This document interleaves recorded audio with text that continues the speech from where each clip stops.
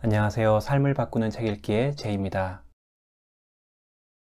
사람들은 자본주의 사회에서 개인 간의 무한 경쟁은 당연하다고 생각합니다. 각자 능력에 따라 경쟁하고 그 결과대로 사는 것이 옳다고 믿는 거죠. 또한 이런 생존 싸움이 인간의 본성이라고 믿습니다. 특히 사회적 다윈주의자들은 다윈의 진화론을 적자 생존이라고 표현하면서 사회적 경쟁에 진화론을 적용했고 경쟁에서 이긴 부자들의 도덕적 정당성을 마련해 주었습니다. 그러나 세계적인 영장류학자 프란스 드발은 이러한 생각이 편견이라고 합니다. 그는 그의 저작 공감의 시대를 통해 인간이 가진 사회적 감각, 즉 공감의 능력을 강조합니다. 인간은 이기적인 존재이기도 하지만 동시에 1억 년 이상 진화를 거쳐 사회성을 발달시켜온 존재임을 강조해요. 그는 인간의 이 두 가지 특성을 균형 있게 바라봐야 우리 사회를 더 나은 방향으로 이끌어갈 수 있다고 합니다. 오늘은 이 책의 내용을 바탕으로 보다 안전한 공동체를 위해 우리가 할 수 있는 일이 무엇일지 생각해 보고자 합니다.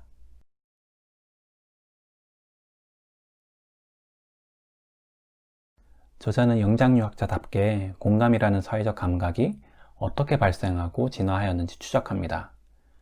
타인의 감정을 내 것처럼 느끼는 공감의 감각은 유인원, 침팬지, 돌고래, 코끼리 등 영장류 및 포유류들에게서도 발견됩니다. 그는 다양한 실험 결과를 소개하면서 동물에게도 감정이 존재하고 그 감정을 서로 공유하면서 공유된 감정을 바탕으로 협력한다는 사실을 보여줘요.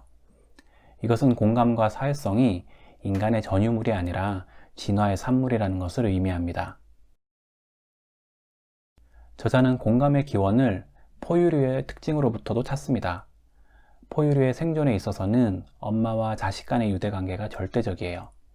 새끼를 낳고 먹이고 돌보는 엄마의 역할이 없다면 그 종족은 살아남을 수 없기 때문입니다. 연애하는 사이에서 닭살 돋는 아기 같은 말과 행동을 하는 이유를 여기에서 찾기도 합니다. 가장 유대가 깊은 엄마 자식 간의 관계로 회귀하는 모습을 보이는 것이죠. 공감의 능력은 의식적인 사고작용이 아니라 우리 몸에 새겨져 있는 자동적인 프로세스입니다. 타인의 고통과 아픔을 인지하는 순간 자동적으로 반응하지 못한다면 가까운 이들의 안전을 지킬 수 없으니까요. 하지만 공감의 대상이 누구에게나 적용되는 것은 또 아닙니다. 저자에 따르면 일치와의 수준에 따라 공감의 문이 열리기도 닫히기도 합니다.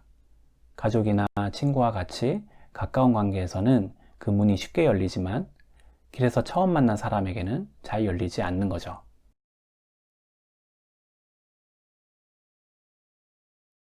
공감의 능력은 인류가 공공의 이익을 향상하는 데 기여해 왔습니다.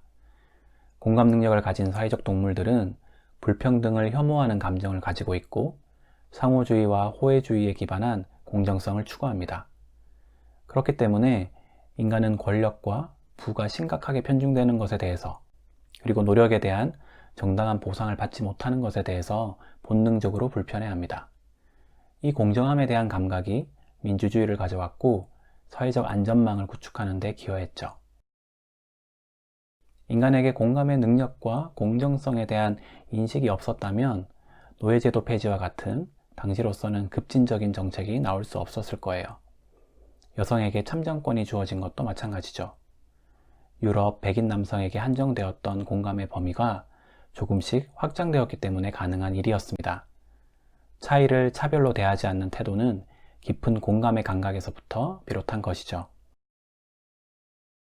공감의 범위가 확장되기 위해서는 문화적, 사회경제적인 환경이 매우 중요합니다. 글로벌 이슈 중 하나인 난민 문제가 대표적이에요. 난민의 인권에 공감하기보다 자국민의 일자리나 경제적 이익에 더 공감하는 것이 현실인 겁니다. 생존을 위해 치열하게 경쟁해야 하는 사회경제적인 환경 속에서 난민은 또 하나의 경쟁 상대로 비춰질 뿐이니까요.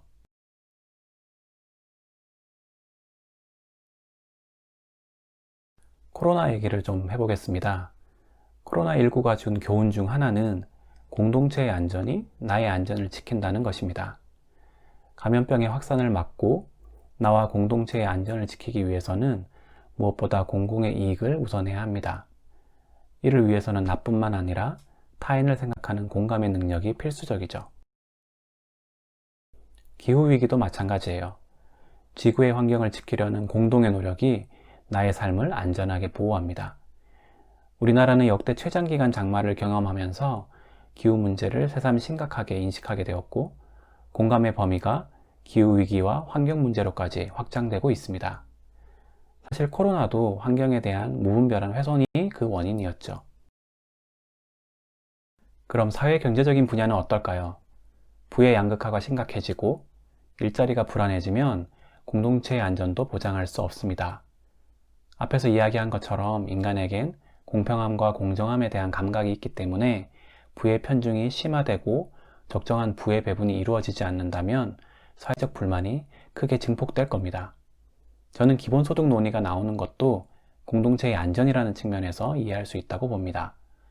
사회적 약자들의 기본적인 생활을 보장해 줌으로써 사회적인 불만을 해소할 수 있으니까요. 공감의 시대가 말하는 바는 인간은 그렇게 이기적이며 경쟁적인 존재가 아니라는 겁니다. 공감하고 협력하며 공공의 이익을 지향하는 태도가 인간이 오랜 기간 축적해온 본성이라는 말이에요. 저는 책을 읽으면서 오늘날의 경쟁적인 각자 도생 환경이 우리가 태어날 때부터 가지고 있던 공감의 능력을 훼손시키고 있다고 생각했어요. 그리고 이대로 가다가는 언젠가 반드시 공동체의 안전이 심각하게 위협받을 것 같았고요.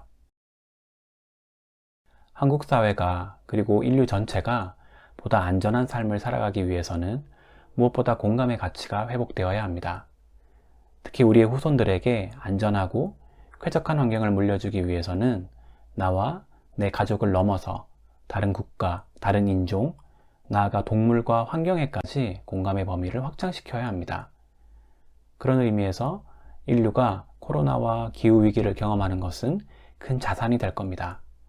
나의 이익만 쫓아가는 삶이 결국 나를 포함한 우리, 그리고 인류 모두의 삶을 무너뜨린다는 것을 직접 경험했기 때문이죠.